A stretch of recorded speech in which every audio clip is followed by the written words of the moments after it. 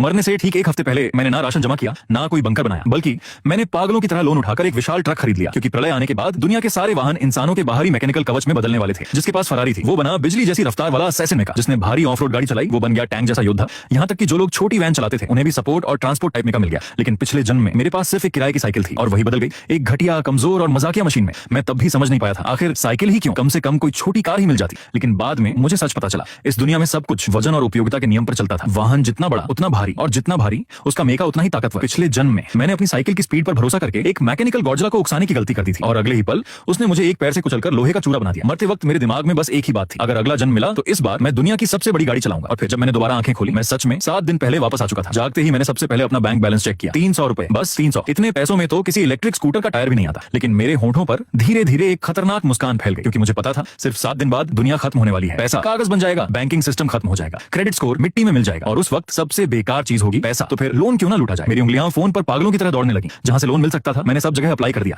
छोटा लोन, बड़ा loan, cash advance, credit app, सब कुछ। आपका आवेदन स्वीकृत हुआ, 5,000 रुपए तुरंत खाते में भेजे गए, 80,000 रुपए का लोन अप्रूव, तुरंत निकासी उपलब्ध। सिर्फ आधे घंटे में मेरे अकाउंट में 60 लाख नहीं बल्कि पूरे 60,000 से बढ़कर सीधे 60 लाख जैसा एहसास देने वाले 60 लाख के सपनों की शुरुआत हो चुकी थी। लेकिन ये अभी भी काफी नहीं था, क्योंकि 60 लाख में मैं सिर्फ एक अच्छी लग्जरी कार खरीद सकता था, और वो प्रलय में सिर्फ थोड़ा महंगा चारा बनती। मुझे सिर्फ जिंदा नहीं रहना था, मुझे चाहिए थी पूर्ण विनाशकारी ताकत। ऐसी ताकत जो राक्षसों को एक मुक्के में उड़ा दे, ऐसी ताकत जिसके सामने पूरी बर्बाद दुनिया कांपे। फिर मेरी नजर फोन बुक पर गई। कुछ ऐसे नाम जिन्हें पहले कभी कॉल करने की हिम्मत नहीं हुई थी। हेलो टाइगर भाई, हाँ मुझे पैसे चाहिए, ब्याज कितना भी हो मंजूर है, बस कैश चाहिए, जितना ज्यादा हो सके। उस रात पूरे शहर के अंडरग्राउंड फाइनेंस सर्कल में एक पागल इंसान की चर्चा फैल गई। एक ऐसा आदमी जो ना ब्याज पूछ रहा था, ना कॉन्ट्रैक्ट पढ़ रहा था, उसे बस पैसा चाहिए था। सुबह होने तक मेरे बैंक अकाउंट में था 3 करोड़ 80 लाख रुपए। ये रकम मेरे भविष्य, मेरी किस्मत और शायद मेरी जान के बदले मिली थी। अगर 7 दिन बाद प्रलय नहीं आया तो ये सूदखोर मुझे जिंदा नहीं छोड़ेंगे। लेकिन मुझे पूरा यकीन था प्रलय जरूर आएगा। मैं बाथरूम में गया और चेहरे पर ठंडा पानी मारा। आईने में मेरी आंखों के नीचे काले घेरे थे, लेकिन मेरी आंखों में जलती आग पहले से ज्यादा भयानक थी। 3 करोड़ 80 लाख अब मुझे खरीदनी है, एक असली दाना मशीन। मैं सीधे भारी औद्योगिक वाहन बाजार पहुंचा। चारों तरफ ऐसे ट्रक खड़े थे मानो स्टील के डायनासोर हों। मैं एक कंटेनर से बने छोटे ऑफिस में घुसा। कुछ लोग पत्ते खेल रहे थे। एक गंजा आदमी मुझे देखकर बोला, मजदूरी चाहिए तो बगल में जा, बीमा करवाना है तो दूर हट। मैंने बिना कुछ बोले फोन उसके सामने रख दिया। स्क्रीन पर चमकता बैंक बैलेंस देखकर उसकी आंखें फैल गईं। ओह, बड़े ग्राहक निकले। स्कैनिया चाहिए, वोल्वो या फिर कोई लंबी दूरी वाला ट्रक। मैंने ठंडी आवाज में कहा, मुझे सबसे बड़ी गाड़ी चाहिए।